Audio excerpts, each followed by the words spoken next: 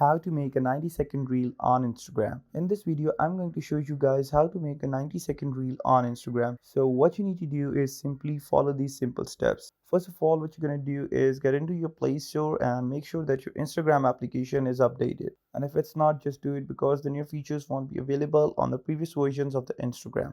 Since you have done that, now get into your Instagram, and once you get into your Instagram, all you need to do is get into your profile by tapping at the profile that is at the bottom right corner where your profile picture is being shown.